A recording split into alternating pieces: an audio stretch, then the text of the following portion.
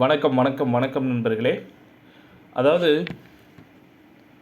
இந்தியாவிலேயே பார்த்தீங்கன்னா, ஊழலுக்காக பேர் போன ஒரு அரசாக மாறி இருக்கிறது தான் திமுக அரசு.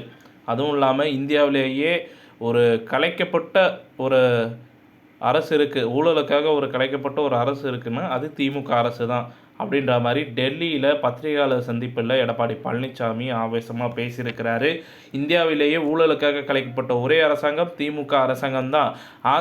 அதிமுக மீது பார்த்திங்கன்னா அவர் ஊழல் குற்றச்சாட்டை வைக்கிறதுக்கு முதல்வர் ஸ்டாலினுக்கு தகுதியே கிடையாது அப்படின்ற மாதிரி டெல்லி பத்திரிகையாளர்கள் சந்திப்பில் சொல்லியிருக்கிறாரு. அதிமுக பொதுச் செயலாளர் எடப்பாடி பழனிசாமி பார்த்திங்கன்னா இதை விமர்சனமாக பேசியிருக்கிறாரு. அது மட்டும் இல்லாமல் நாடாளுமன்ற தேர்தலில் இன்னும் சில மாதங்களில் நடைபெற இருக்கிற நிலையில் இந்த தேர்தலில் ஆளும் பாஜகவை பார்த்திங்கன்னா வீழ்த்துற ஒரு விதமாக பார்த்திங்கன்னா எதிர்க்கட்சிகள் எல்லாம் சேர்ந்து ஓரணியாக திரண்டுட்டு இருக்கிறாங்க. பாட்னாவில் எதிர்க்கட்சிகளுடைய முதல் கூட்டம் நடைபெற்றிருக்கிற நிலையில் இரண்டாவது கூட்டம் பெங்களூரில் நேற்று முன்தினம் பார்த்திங்கன்னா நடைபெற்றுச்சு. ஸோ இது பார்த்திங்கன்னா 2 நாட்கள் இந்த கூட்டத்தொடரானது நடைபெற்றது.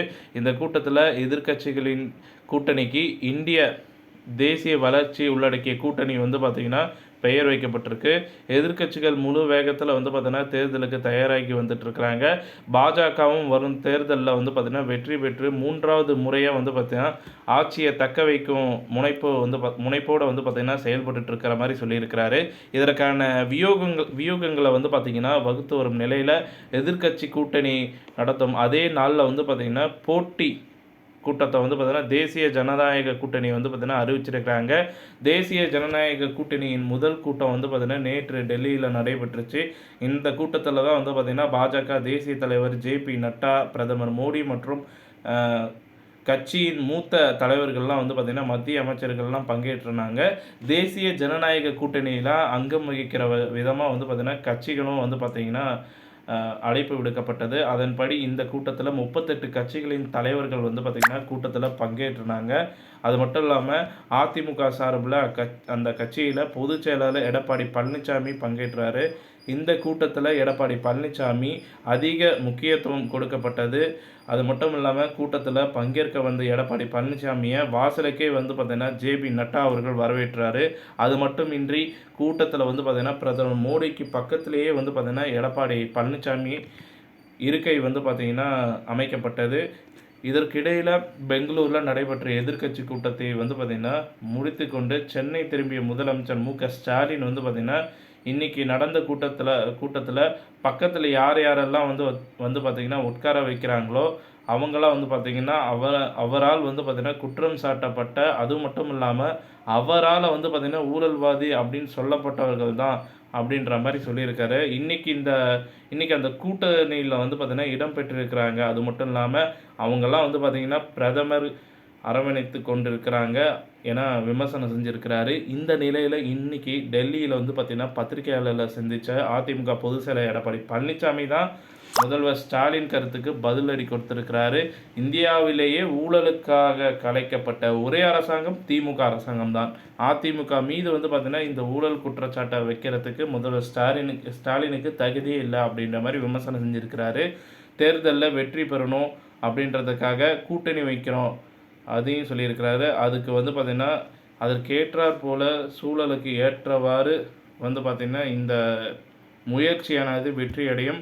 ஆனால் பார்த்திங்கன்னா கொள்கை என்பது பார்த்திங்கன்னா எங்களுக்கு எப்பயுமே நிலையான ஒரு விஷயம்தான்.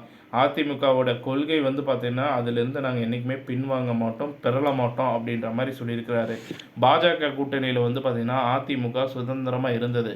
ஆனால் பார்த்திங்கன்னா காங்கிரஸ் கூட்டணியில் திமுக பார்த்திங்கன்னா அடிமையாக இருந்தது.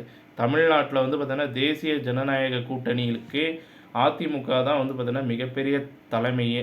பாஜகவோடு பார்த்திங்கன்னா திமுக கூட்டணி வைக்கவில்லையா?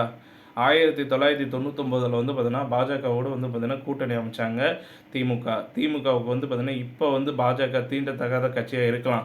ஆனால் அவர்களுக்கு பார்த்திங்கன்னா அதிகாரம் வேணுன்றதுக்காக வளைந்து கூட கொடுப்பாங்க. எப்போ வேணாலும் பச்சவந்தி மாதிரி அவங்க திமுககாரங்க நிறம் மாறிக்கிட்டே இருப்பாங்க. பிரதமர் மோடி தலைமையில் பார்த்திங்கன்னா கிட்டத்தட்ட 9 ஆண்டு காலத்தில் பார்த்திங்கன்னா ஏற்பட்ட வளர்ச்சியை பார்த்திங்கன்னா பார்க்க வேண்டும். கொரோனா காலத்தில் அதுக்கு பின்னாடியும் சரி, அதற்கு அப்புறமும் சரி, உலகளவுல வந்து பார்த்தீங்கன்னா, பொருளாதார நெருக்கடி சூழல் இருக்கும்போது, இந்தியாவுல பொருளாதார நெருக்கடியே ஏற்படல. சிறப்பான ஆட்சிய வந்து பார்த்தீங்கன்னா, செஞ்சுட்டு வந்தது இந்த பாஜக அரசு. பிரதமர் மோடி வந்து பார்த்தீங்கன்னா, உலகளவுல இந்தியாவுடைய பெருமைய வந்து உயர்த்தி இருக்கிறாரு. பாஜக கூட்டணியில பெரிய, சிறிய கட்சிகள்லாம் வந்து பார்த்தீங்கன்னா, பாகுபாடு இல்லாம உரிய மரியாதையோட வந்து பார்த்தீங்கன்னா நடத்தப்பட்டுச்சு. அது மட்டும் இல்லாம, பாரதிய ஜனதா தலைமையிலான இந்த தேசிய ஜனநாயக கூட்டணி மக்களவை தேர்தல்ல வந்து பார்த்தீங்கன்னா, 330 இடங்கள்ல வந்து பார்த்தீங்கன்னா வெற்றி பெறும் அப்படின்றத நான் நம்புறேன் அப்படின்ற மாரி பத்திரிகையாளர் சந்திப்புல எடப்பாடி பழனிசாமி அவர்கள் சொல்லியிருக்கிறாரு. ஸோ இத்துடன் இந்த செய்தி தகவல் முடிவடைகிறது. இந்த தகவல் பிடிச்சிருந்தா லைக் பண்ணுங்க, ஷேர் பண்ணுங்க. மறக்காம சேனலை சப்ஸ்கிரைப் பண்ணி பெல் ஐக்கானை கிளிக் பண்ணி வச்சுக்கோங்க. நன்றி, வணக்கம்.